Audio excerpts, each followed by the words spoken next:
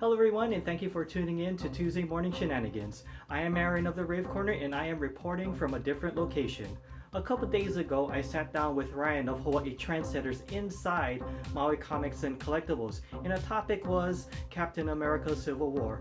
Ryan provided a very good analysis between the differences and similarities between the comic book and movie version, as well as providing his own commentary as to what he thought about the film. This will be a two-part episode, so enjoy part one of CACW Review.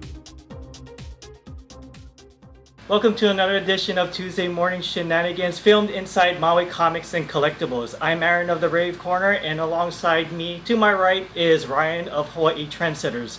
Today's topic is the review of Captain America Civil War. As you can see, we got a nice ensemble of volumes 1 through 7, and they're owned, well, they're actually part of Ryan's personal collection. So I'm going to give the floor over to Ryan. How was the movie? The movie was awesome. It was the perfect Marvel movie. I couldn't imagine it being any better than it was. Me being a big fan of Marvel and obviously having the collection for reading the books, I also have the tie-ins as well. I have almost the entire event, just missing a few issues. But the movie pretty much lived up to the books. It was not fully done the way the books was done, obviously, because there was a lot involved in the books. The movie did what Marvel and Disney did, what they could do with the movie, with what they had. The way everything happened in the movie versus the books, basically in the books, let me start off with the books first. In the books, this superhero group called the New Warriors, they're actually rookies at the time. They were trying to film a reality TV show, and to try and boost their ratings for the show, they attempted to apprehend a bunch of villains, Right. that were hiding out in a house. And all this thing was rather scripted, was it? Like prearranged so that they originally meant to catch them, but something went wrong. No, actually, it wasn't. It wasn't. In the books, it was just they were actually, it was not scripted. Everything was improv. They were actually trying to take down the supervillains. Nitro being one of the villains, one of the supervillains. His powers, he can explode. When they tried to apprehend the villains, Nitro tried to make an escape, which led him next to a elementary school in Stamford, Connecticut, where he then detonated himself and blew up and essentially killed over 900 people, and that was including the children at the school. Yeah, I think there were about 60 children at least. Maybe more. I mean, if it was like 900 people, like nearly 900 people that died, I'm pretty sure like in an elementary school of that magnitude. Oh yeah, it had to be 500. Yeah, it was probably. I mean, it was quite a bit. So, okay. That led to the superhuman registration proposal by the president, and even during the cleanup and during the search and rescue, Captain America and Iron Man both said, like, man, they should have called us, because the Avengers in the books, in the comic books, are well-seasoned superheroes. Right. A well-seasoned superhero team. But in the movie, it was totally different. So, in the books, it was national. In the movie, it was international. What happens is Captain America and the Avengers were tracking down the supervillain Crossbone, also known as Brock Rumlow, in Nigeria. And basically, Crossbone and his team broke into a facility to steal a biological weapon.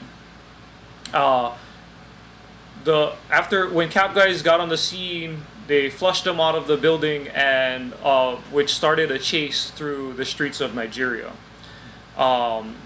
Captain America caught up with Crossbone after having a fight, knowing that he was going to lose the fight. Crossbone actually also detonated himself to explode everything. It was in a crowded area, but luckily there was Scarlet Witch who tried her best to contain the explosion but got overwhelmed, she tried to project Crossbone into the air, Right. but released the explosion too early, and it blew up a building, like 2 floors of a building. It was and, really miscalculated. yeah, it was miscalculated, and basically, there was a lot of, needless to say, there was a lot of casualties, Right. which led to the proposal of the superhuman registration, but it was internationally. Opposed to domestic, outrage. Right, exactly. So that was the difference between in the registration and how it started and how it came to be. So I think it's cool that they still kept the context of it. Right. They kept the context, But the concept. it's just the origins are a little bit Right. different. The concept was the same. They changed the origins, and they made it more like it was on a bigger scale because Yeah. it was involving the world rather than just our nation, the U.S. Black Panther was in the movie. He was also in the comic books because there was a lot of characters that didn't make the cut because of copyright. Because of trademark issues. Yeah, trademark issues and stuff like that. So Black Panther was actually in there, which is awesome because he kind of played a pretty essential role in the books. Right. So what happens in the books is Mr. Fantastic, and the Fantastic Four was actually in the books, but since Fox owns the Fantastic Four and the X-Men, who were also in the books, Disney couldn't use them, so they didn't make the cut in the movie. So anyway, so Mr. Fantastic approaches T'Challa, aka Black Panther, in Wakanda to ask for his assistance in apprehending all the rogue superheroes that didn't want to sign the bill. And he actually declined the request. He didn't want to get involved because, like in the book, it was taking place in the U.S. That's right. It was a U.S. matter. It wasn't a worldwide matter. So he declined.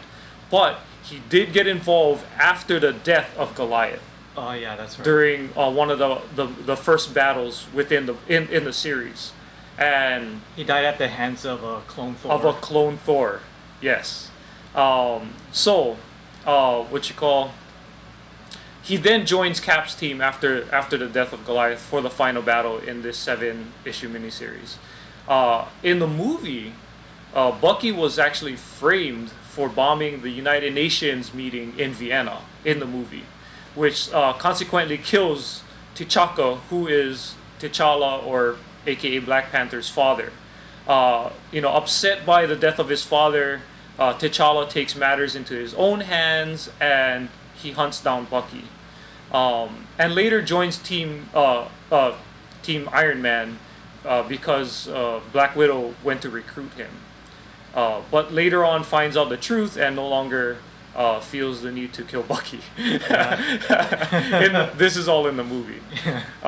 Another essential role in the movie was Spider-Man. Spider-Man had a pretty big involvement, which I'm glad they brought him into the movie because in the books, he was essential. Basically, in the books, we all know Spider-Man to be the epitome of secret identities. Like when it comes to having a secret identity, he kept his. I mean, even Nick Fury, who knows everything, doesn't till this day doesn't even know that Peter Parker is in fact Spider-Man. But in the books, Peter Parker at the time is really close friends with Tony Stark. Tony Stark actually talks Peter into revealing his identity to the public at a press conference, which he does. He does do it. In the books, Tony actually gives him the Iron Spider suit, which a lot of people love. I mean, it looks like the Iron Man suit, but it's a Spider-Man suit with extra arms in the back, 3 extra arms, which is pretty. It's just an awesome looking suit. It's freaking awesome. Anyway, so he's actually on Tony's team in the beginning of the books, but again after the death of Goliath, he joins Cap's team, and he actually gets pretty banged up trying to escape Tony's team to join Cap's team, right, and stuff like that. He actually gets brought to the brink of death. Yeah, because around that time he was pondering what's the point of fighting it after seeing Goliath die. Right. He was pondering his decisions Right. and whether or not he was on the right side. Therefore, Exactly. he started to backpedal a little bit. Yeah, exactly. He started to like really analyze what's going on, and he's like, "Am I really on the right side? Because I just seen one of my a longtime superhero Yeah. die. So he actually left the team and joined up with Cap. And like Aaron mentioned, it was the way Goliath died was because Tony Stark actually had like a hair follicle of Thor's hair, and he actually used it to make a clone of Thor that he programmed With the help of Dr. Reed. yeah, with the help of Reed Richards and also Hank Pym. He ends up going haywire and ultimately kills Goliath. And that was something that Iron Man didn't even see coming from. I mean, Yes. Tony Stark. I'm sorry. Right, and they didn't plan for it to happen. They just wanted to even out the odds and try to win the fight. And they weren't planning on any casualties at all. They were just they were trying to like weaken the other Cap's team and essentially take them in and try to talk some sense into them into signing the Registration Act. Okay. In the movies, since the rights of Spider-Man was recently signed over to Disney's MCU, they had to introduce Spider-Man in the Captain America Civil War movie. And they did so brilliantly. During the time Black Widow went to recruit Black Panther, Tony flew to Queens, New York, to meet up with Peter Parker. And at the time, Peter only had his powers for about 6 months, according to what he says in the movie, that he only had it for 6 months. And he was parading around or doing heroic deeds in a really makeshift costume. I mean, I think it was like a hoodie with like goggles and all that kind of stuff. It was very makeshift in the movie. And Tony actually recruits him and actually makes him his first Spider-Man suit. So the Spider-Man suit that you see in the previews is actually the suit that Tony makes him, rather than the Iron Spider suit, because obviously for obvious reasons, because he was just introduced in the movie versus Spider-Man being around and being an established hero in the books.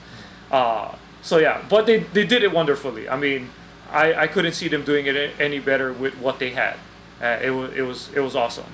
And by the way, Tom Holland is an awesome Spider-Man. I mean, Tobey Maguire did a really good job as Peter Parker on the nerdy side, but he wasn't really he didn't really play Spider-Man all that well to me. Whereas Andrew Garfield did a really good Spider-Man, but he was too cool to be the nerdy Peter Parker. Yeah. But Tom Holland, he balances it out perfectly. It was awesome. It was really awesome. And yeah, so he in the movie he doesn't trade sides either. He stays with Tony, and he only has that scene where he gets recruited and during the big battle at the airport that you see in the previews. So this concludes part 1 of CACW review, but don't worry, part 2 should be uploaded immediately following this video, and the link will be available in the description below. Big thanks to Alika of Maui Comics and Collectibles. Follow the store on social media through Facebook and Instagram at Maui Comics. And if you like what you saw in the video and would love to see more episodes of Tuesday Morning Shenanigans into the future, feel free to subscribe, like, or leave a comment in the comment section below. Thank you for checking out the video, and I'll see you next time.